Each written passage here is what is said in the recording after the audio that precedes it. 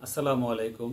Excel sheet হচ্ছে একটি শক্তিশালী স্প্রেডশিট যা মাইক্রোসফট সফটওয়্যার দ্বারা তৈরি। এটি মাইক্রোসফট অফিসের একটি অংশ এবং ডাটা সম্পর্কিত কাজে গণনা এবং ডাটা বিশ্লেষণের জন্য ব্যাপকভাবে ব্যবহৃত হয়ে থাকে। মাইক্রোসফট এক্সেল সফটওয়্যারটি হচ্ছে এমন একটি সফটওয়্যার যেখানে রো এবং কলামের মাধ্যমে সাজানো হয় এবং এন্ট্রি করা হয়। এই ডাটাটি তিন ধরনের হয়ে থাকে: নাম্বারিং, টেক্সট এবং ফর্মুলা। এই ফর্মুলার মাধ্যমে আমরা মাল্টিপল রো এবং মাল্টিপল কলামের হিসাব নিকাশ করে আমরা ডাটা তৈরি করতে পারি। মাইক্রোসফট এক্সেল দিয়ে কিভাবে আমরা একটি ডাটা তৈরি করব, কিভাবে হিসাব নিকাশ করব এবং কিভাবে টুলসের ব্যবহার করব তা শিখব। চলুন সরাসরি মনিটরে চলে যাই। কম্পিউটার থেকে মাইক্রোসফট এক্সেল সফটওয়্যারটি রান করে নিব। যেহেতু আমরা জানি মাইক্রোসফট এক্সেল হচ্ছে র এবং কলামের মাধ্যমে একটি ডাটা শিট তৈরি করা, সেজন্য আমরা দেখতে পাচ্ছি যে পেজ এসেছে, সেটি র এবং কলাম দিয়ে পুরো পেজটি সাজানো। এই শিটের মধ্যে 100টির উপরে কলাম রয়েছে এবং মিলিয়নের উপরে রো রয়েছে। একজ্যাক্টলি কতগুলো রো এবং কলাম রয়েছে তা দেখার জন্য কন্ট্রোল প্লাস রাইট অ্যারোতে ক্লিক করলে টোটাল কলাম দেখা যাবে এবং control plus bottom arrow click করলে টোটাল রো সেলগুলো দেখা যাবে। একটি স্প্রেডশিটে 10,48,576টি সেল রয়েছে। এক্সেল শিটে কাজ শুরু করার আগে আমরা পেজ সেট আপ করে নিব। পেজ সেট আপ করার জন্য পেজ লেআউট টুলস থেকে মার্জিনস থেকে কাস্টমস মার্জিন, এখান থেকে পেজ সিলেক্ট করে নেব। আমরা পোর্ট্রেট অপশনটি সিলেক্ট করে নিলাম। এখানে অ্যাডজাস্ট করে নেওয়া যায় পেজ ছোটো বড় প্রিন্টের জন্য। এবং পেপার সাইজ সাধারণত A4 হয়ে থাকে, তাই আমরা A4 সিলেক্ট করে নিলাম। এরপরে মার্জিন লেফট সাইডে, টপ সাইডে এবং বটম সাইডে কতটুকু গ্যাপ রাখবো সেই অনুযায়ী সিলেক্ট করে নিতে হবে। পেজ সেট আপ করার পরে স্ক্রিনে দেখতে পাচ্ছেন প্রতিটি পেজের আলাদা আলাদা মার্ক করা আছে। মাইক্রোসফট ওয়ার্ডে যেমন কার্সার থেকে টাইপিং স্টার্ট করতে হয়, বাট এক্সেল শিটে সেল দিয়ে লেখা শুরু করতে হয়। যেখান থেকে লেখা শুরু করবেন সেখানে এই সেলটি রেখে তারপরে টাইপ করা শুরু করতে হবে। এখন আমরা 2 নাম্বার রো থেকে লেখা শুরু করব। ধরুন আমরা এখানে টাইপ করতেছি our country name is Bangladesh. লেখা টাইপ করার জন্য ফন্ট সিলেক্ট করা জরুরি, তো আমরা এখন ফন্ট সিলেক্ট করে নিতে পারি। ফন্ট সিলেক্ট করার জন্য হোম টুলস থেকে দেখতে পাচ্ছেন ফন্ট অপশন, এখান থেকে যে ফন্টে লেখাটি রাখতে চান সেটি সিলেক্ট করে নিতে হবে। ফন্ট সিলেকশন হয়ে গেলে ফন্ট সাইজের জন্য ফন্টের পাশেই ফন্ট সাইজ দেখতে পাচ্ছেন, এখান থেকে ফন্ট চেঞ্জ করে নিতে পারবেন। আপনার লেখাটি যদি বোল্ড করতে চান সেক্ষেত্রে লেখাটি সিলেক্ট করে বোল্ড অপশনে ক্লিক করতে হবে। টেক্সট যদি ইটালিক আকারে রাখতে চান সেক্ষেত্রে সিম্বলে ক্লিক করতে হবে এবং আন্ডারলাইন করতে চাইলে লেখাটি সিলেক্ট করে আন্ডারলাইন অপশনে ক্লিক করতে হবে। ফন্ট কালার চেঞ্জ করতে হলে ফন্ট কালার অপশনে গিয়ে কালার সিলেক্ট করতে হবে। পছন্দ অনুযায়ী কালার এখানে না থাকলে স্ট্যান্ডার্ড এবং কাস্টমস অপশন থেকেও কালার চুজ করে নেওয়া যাবে। এখান থেকে কালার কম্বিনেশন করেও কালার তৈরি করা যাবে। ফন্ট কালার করার পরে লেখাটি হাইলাইট করার জন্য ফিল কালার সিলেক্ট করে নিতে পারেন। সেক্ষেত্রে ফিল কালার অপশনে ক্লিক করে যে কালার হাইলাইট যে কালার দিয়ে হাইলাইট করতে চান সেটি সিলেক্ট করে নিতে হবে। পুরা রো যদি ডিলিট করতে চান সেক্ষেত্রে বাম পাশের নাম্বারের উপর রাইট বাটন ক্লিক করে ডিলিট করলেই ডিলিট হয়ে যাবে, এবং যদি কোনো রো অ্যাড করতে চান সেক্ষেত্রে ইনসার্ট করতে হবে। আবার যদি কলাম অ্যাড করতে চান সেক্ষেত্রে উপরের এ লেখার উপরে মাউস দিয়ে রাইট বাটন ক্লিক করে ইনসার্ট দিলেই অ্যাড হয়ে যাবে। স্প্রেডশিটের জন্য আলাদা আলাদা শিট রয়েছে। একই পেজের মধ্যে বিভিন্ন নামে বিভিন্নভাবে শিট তৈরি করা যায়। ইনসার্ট ওয়ার্কশিট দিয়ে শিট বাড়ানো যাবে। শিট ডিলিট করার জন্য মাউস দিয়ে রাইট বাটন ক্লিক করে ডিলিট করা যাবে। শিট নেম চেঞ্জ করতে হলে মাউস দিয়ে রিনেম অপশনে ক্লিক করে নিউ নাম দিতে হবে। পেজে বর্ডার দেওয়ার জন্য বর্ডার্স অপশনে ক্লিক করে অল বর্ডার্স। নিচের রোয়ের বর্ডার যদি মোটা দিতে চান সেক্ষেত্রে থিক বক্স বর্ডার অপশনে ক্লিক করতে হবে। সিলেক্টেড বর্ডারের সম্পূর্ণ পাশে যদি মোটা রেখা দিতে চান সেক্ষেত্রে সিলেক্ট করে থিক বক্স বর্ডারে ক্লিক করতে হবে। স্প্রেডশিটে কোনো কিছু লেখার পরে যদি ব্ল্যাঙ্ক শিট দেখাতে না চান সেক্ষেত্রে ভিউ অপশনে গিয়ে পেজ ব্রেক প্রিভিউ অপশনে ক্লিক করলেই হয়ে যাবে। ধরুন স্প্রেডশিটে আপনি 3টি পেজ কমপ্লিট করেছেন, বাকি সবগুলো ব্ল্যাঙ্ক, এবং ব্ল্যাঙ্ক শিটগুলো আপনি দেখাতে চান না। সেক্ষেত্রে টুলসের ভিউ অপশন থেকে পেজ ব্রেক প্রিভিউ অপশনে ক্লিক করতে হবে, তাহলে ব্ল্যাঙ্ক শিটগুলো সব রিমুভ হয়ে যাবে। পুরনো একটি ফাইলে ফন্ট কালার এবং হাইলাইট কালার কিভাবে করতে হয় তা দেখতে পাচ্ছেন।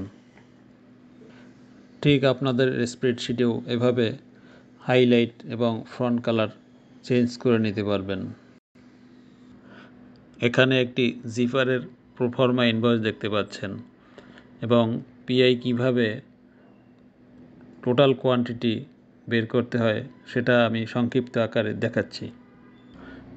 ধরুন এখানে 4 সাইজের জিপার রয়েছে, আলাদা আলাদা কলামে কোয়ান্টিটি দেওয়া আছে। টোটাল কোয়ান্টিটি বের করার জন্য যোগ করব। 7 নাম্বার কলামের কোয়ান্টিটি যোগ করব। সেক্ষেত্রে আমাদের ফর্মুলা ইউজ করতে হবে। টোটাল কোয়ান্টিটি বের করার জন্য যে সেলে আমরা রেজাল্ট বের করব সেখানে সেল সিলেক্ট করে ফাংশন অপশনে গিয়ে ইকুয়াল দেন সাম, তারপরে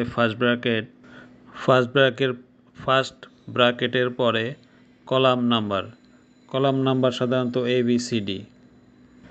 কলাম নাম্বার দেওয়ার পরে রো নাম্বার দিতে হবে।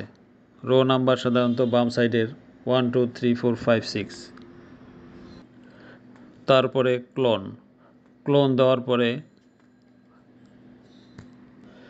যে রো পর্যন্ত যোগ করতে চান সেই কলামের নাম্বার দিয়ে রো নাম্বার দিতে হবে। রো নাম্বার দিয়ে ফার্স্ট ব্র্যাকেট কমপ্লিট করতে হবে, দেন এন্টার। ঠিক একইভাবে গ্রুস টোটাল বের করার জন্য একই ফর্মুলা ব্যবহার করতে পারি। উপরে দেখতে পাচ্ছেন স্টাইল ওয়াইজ আলাদা আলাদা টোটাল কোয়ান্টিটি দেওয়া আছে। সেই স্টাইল ওয়াইজ টোটাল কোয়ান্টিটি আমরা গ্রুস টোটাল কোয়ান্টিটিতে নিয়ে আসব। সেজন্য আমাদের ফাংশন ব্যবহার করে একই পদ্ধতিতে টোটাল বের করতে হবে। ধরুন আমরা 3টি রোয়ের টোটাল কোয়ান্টিটি বের করব। সেক্ষেত্রে স্টাইল 1 ধরুন I25 ছিল, স্টাইল 2 I11 এবং স্টাইল 3 I35 ছিল। সেক্ষেত্রে আমাদের ফাংশনে গিয়ে ইকুয়াল সাম ফার্স্ট ব্র্যাকেট দেন I25 কমা I11 কমা I35 দেন ফার্স্ট ব্র্যাকেট শেষ। এবং এন্টার, তাহলে গ্রোস টোটাল কোয়ান্টিটি পেয়ে যাব। এবার অন্য একটি পুরনো শিট ওপেন করে অন্য একটি ফর্মুলা দেখাবো। ধরুন আপনার একটি স্প্রেডশিটের মধ্যে টাকা এবং পয়সা আলাদা আলাদাভাবে লিখতে চান। পয়সা সাধারণত 2 ডিজিটের হয়ে থাকে। পয়সা সাধারণত 2 ডিজিটের হয়ে থাকে। 2 ডিজিট কিভাবে আমরা ব্যবহার করব সেটা দেখাচ্ছি। ধরুন ডি কলামের লেখাটি আপনি 2 ডিজিট রাখতে চান। সেক্ষেত্রে ডি এর উপরে মাউস দিয়ে রাইট বাটন ক্লিক করে ফরম্যাট সেল থেকে কাস্টমসে গিয়ে দেখতে পাবেন টাইপ থেকে 2 ডিজিট সিলেক্ট করে ওকে দিতে হবে।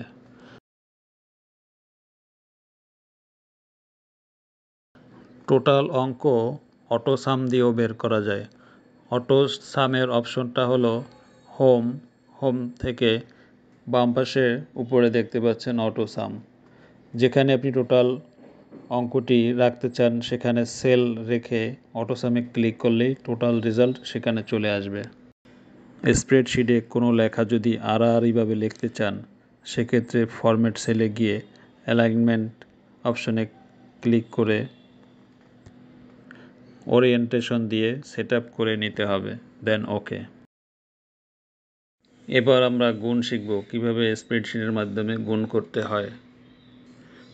স্প্রেডশিটে গুণ করার জন্য আইটেম নেম, কোয়ান্টিটি এবং ইউনিট প্রাইস লিখে টোটাল ভ্যালু বের করতে হবে।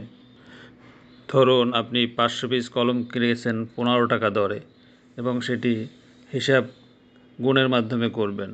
তো সেটা করার জন্য একই ফর্মুলা ব্যবহার করতে হবে যোগের মতোই, বাট যোগের সময় আমরা ক্লোন ব্যবহার করেছি, এখন আমাদের ক্লোনের পরিবর্তে গুণ ব্যবহার করতে হবে। অথবা অটো সাম দিয়েও আমরা ফর্মুলাটি বের করতে পারি। অটো সাম দেওয়ার পরে এখানে ক্লোন চেঞ্জ করে স্টার বা গুণ চিহ্ন দিলেই হয়ে যাবে। সেলের লেখাগুলি যদি মাঝামাঝি রাখতে চান সেক্ষেত্রে হোম টুলস থেকে সেন্টার অপশনে ক্লিক করতে হবে। রাইটে রাখতে চাইলে ঠিক সেভাবে সিলেক্ট করে নিতে হবে। লেখাটি যদি সেলের মাঝামাঝি রাখতে চান সেক্ষেত্রে মিডল অ্যালাইন দিতে হবে। টপে রাখতে চাইলে ওভাবে সিলেক্ট করে নিতে হবে। আপনাদের সুবিধার্থে আমি আবারও আরেকটি গুণ দ্বিতীয় রোতে করে দেখাচ্ছি। সিরিয়াল নাম্বার 2 বুক 350 পিস, বইয়ের দাম 50 টাকা, কোয়ান্টিটি সেক্ষেত্রে 350, ইউনিট ভ্যালু 50 টাকা। এখন যে সেলে আপনি রেজাল্ট বের করতে চান সেখানে সেলটি রেখে ফাংশন অপশনে গিয়ে ইকুয়াল সাম ফার্স্ট ব্র্যাকেট দিয়ে কলাম নাম্বার এবং রো নাম্বার দিতে হবে। তারপরে গুণ চিহ্ন দিয়ে আবারও কলাম নাম্বার এবং সেল নাম্বার দিয়ে ফার্স্ট ব্র্যাকেট কমপ্লিট করে এন্টার দিতে হবে। অথবা সেল নাম্বার সহজে বের করার জন্য সেল অপশনে ক্লিক করে উপরে ফাংশনের বাম সাইডে নেম বক্স অপশন থেকে সেল নাম্বার দেখতে পাবেন, সেই অনুযায়ীও সিলেক্ট করে নেওয়া যাবে। গুণ করার পরে এবার টোটাল কোয়ান্টিটি বের করার জন্য অটো সাম ব্যবহার করতে পারেন। অটো সাম ব্যবহার করে আমরা টোটাল কোয়ান্টিটি পেয়েছি 25,000।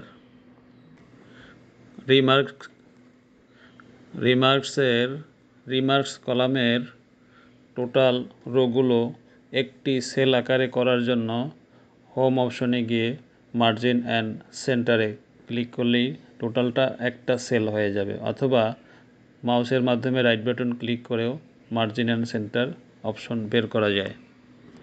এখানে দেখতে পাচ্ছেন একটি প্রোফর্মা ইনভয়েস। একই রোয়ের মধ্যে যোগফল এবং গুণফল রয়েছে, সেক্ষেত্রে ফাংশন ব্যবহার করে আমরা এটি বের করেছি। স্প্রেডশিটের মধ্যে শেপসের গুরুত্বপূর্ণ ব্যবহার রয়েছে। শেপসের মাধ্যমে আমরা বিভিন্ন সিম্বলিক সাইন ব্যবহার করে স্প্রেডশিটের মধ্যে ডিজাইন করতে পারি। শেপসের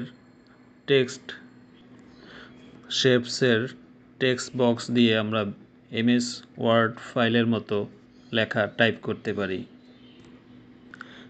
এমএস ওয়ার্ড ফাইলে টাইপ করার সময় নিচের দিকে লিখতে চাইলে এন্টার ক্লিক করলেই নিচে লেখা যায়, বাট এক্সেলে সেটা করা যায় না।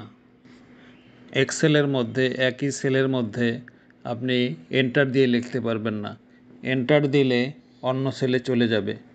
তো একই সেলের মধ্যে এন্টার দিয়ে লেখার ফর্মুলা হচ্ছে অল্টার প্লাস এন্টার প্রেস করলেই আপনার কার্সার একই সেলের নিচে চলে যাবে। স্প্রেডশিটকে জুম ইন জুম আউট করার জন্য ভিউ অপশন থেকে জুম অপশন থেকে ম্যাগনিফিকেশন পার্সেন্টেজ অপশন পাওয়া যাবে, এখান থেকে সিলেক্ট করে নিতে হবে, অথবা নিচের দিকের জুম লেভেল থেকেও মাউসের মাধ্যমে টেনে কমানো বাড়ানো যাবে। এবার আমরা পেজটি সেভ করব। সেভ করার জন্য ফাইলে গিয়ে সেভ এজ দেওয়ার পরে আপনি কোন ফোল্ডারে রাখতে চান সেই ফোল্ডার সিলেক্ট করে নিতে হবে। ধরুন আমরা ডেস্কটপে রাখব। ডেস্কটপ সিলেক্ট করে ফাইল নেম দিয়ে দিলাম, file name tutorial class for Microsoft Excel, then okay. এবার আমাদের ফাইলটি ডেস্কটপে সেভ হয়ে গিয়েছে, দেখতে পাচ্ছেন ফাইলটি ডেস্কটপে শো করতেছে। আশা করি বিষয়টি বুঝতে পেরেছেন। ধন্যবাদ।